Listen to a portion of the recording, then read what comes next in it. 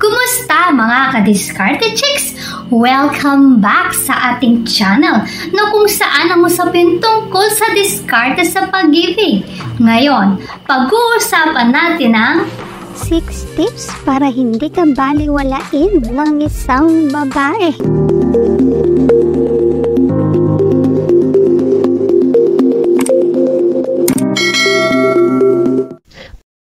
Mga guys, minsan ba naisip mo na ba?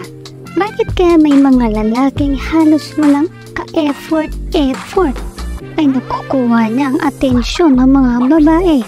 Samantalang may mga lalaking halos ibuhos na niya ang lahat ng effort para sa babae, dead man lang siya.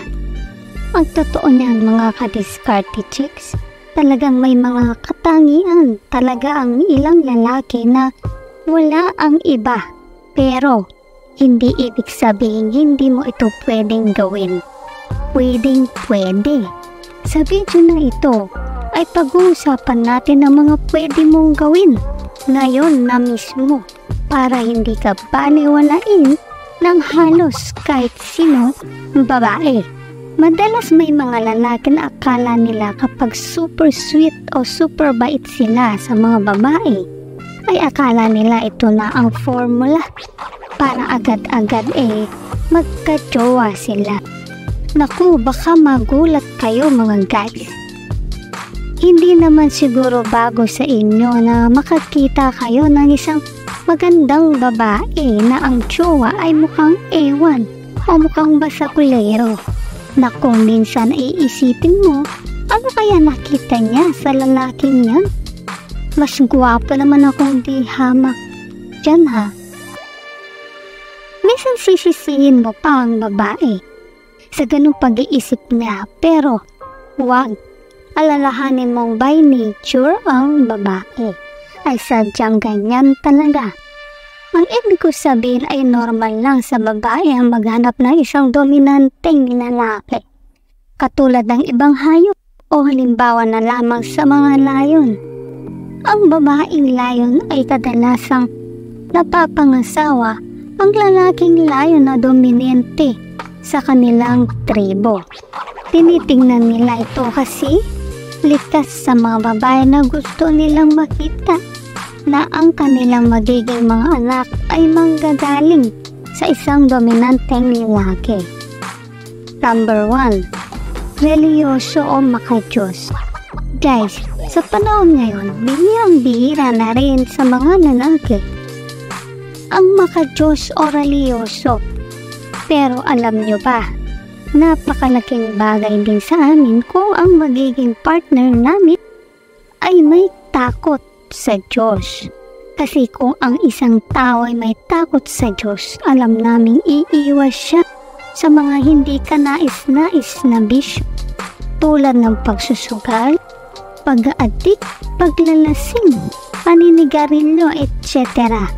At lalong-lalo na iiwas siya sa mga hindi kanais-nais na gawaing kriminal. May mga pag-aaral na nagsasaad na ang pagiging reliyoso ng isang lalaki ay makakatulong sa pagpapatagal ng isang relasyon.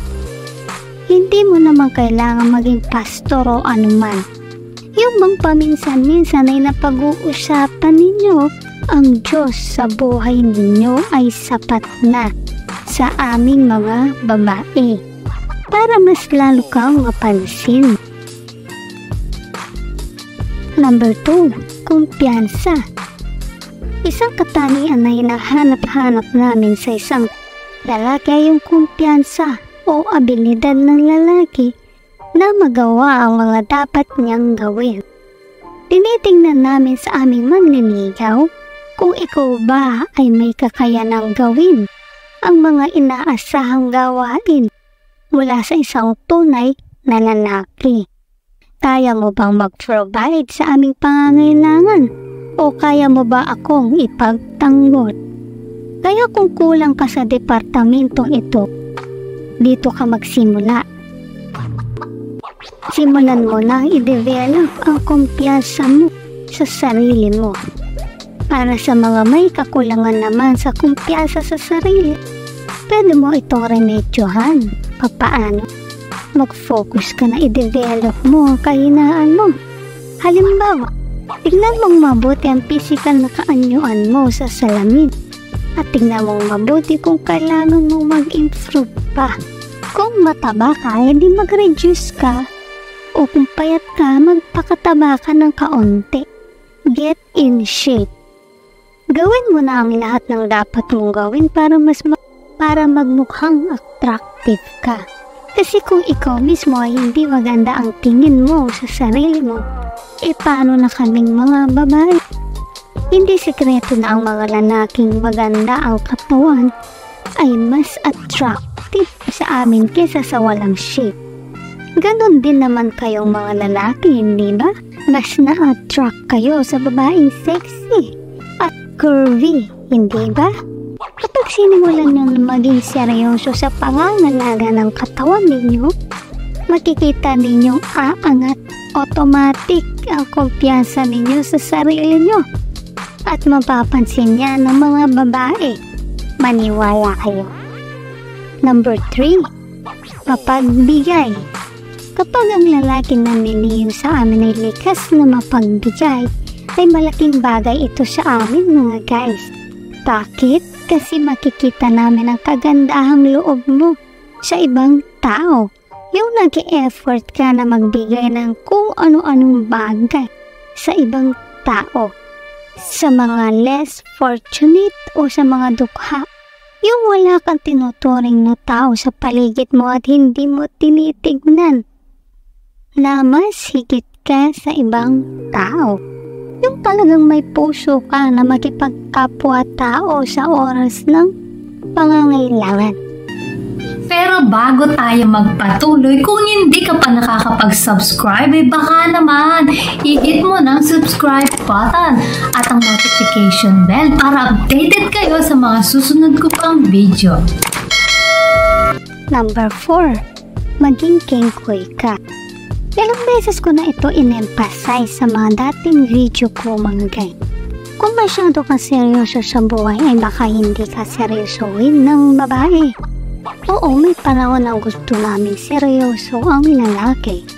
Pero wag naman sa halos lahat ng pagkakataon. Guys, marami na kaming problema sa trabaho namin, sa bahay namin, sa pamilya namin. Tapos, kapag magkikita pa tayo, magkikipag-date ay masyadong heavy ka. Masyadong seryoso ka. Ay please, wag naman. Aluan mo ang oras natin ng light moments.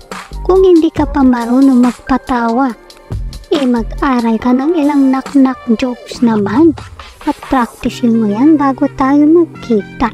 Maganda sa lalaki ang may balang katatawan o sense of humor mga guys.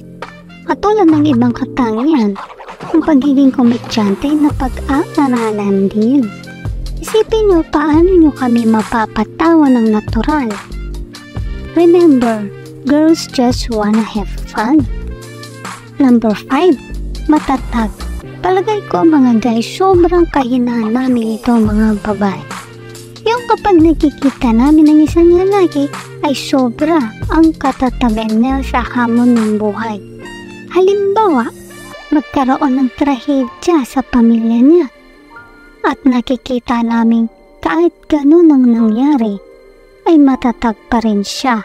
Yung nalugi siya sa hanap buhay, pero sige pa rin at hindi nagpapatinag sa hamon ng buhay.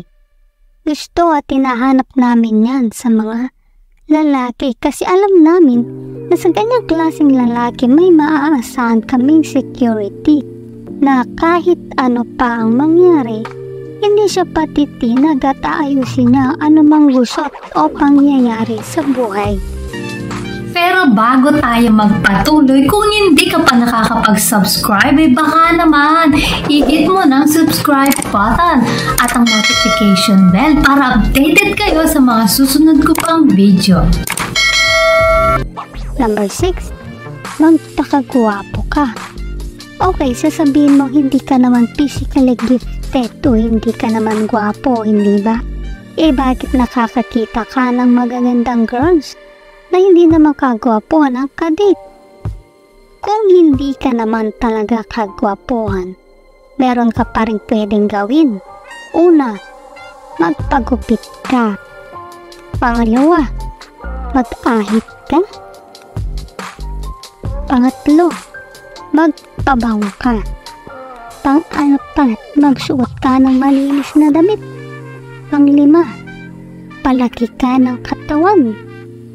Pang-anim, magsuot ka ng malinis na sapatos. Pang-pito, maligo ka palagi. Pang-walo, paderma ka hanggat kaya mo at ng bulsa mo. Try to look your best.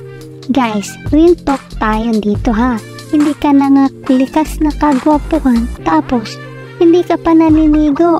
Mabaho ang kilikili mo, bad breath ka, madumi ang kuko mo, haba-haba ng buhok mo pati sa ilong mo, sira-sira pa ang damit mo, overweight ka pa na akala mo ay buntis ka. Aba kung ikaw mismo hindi ka na-attract sa sarili mo di lalo na kami. Kaya na mga ka-diskarte chicks, ang 6 tips na paraan para hindi ka baliwalain ng isang babae.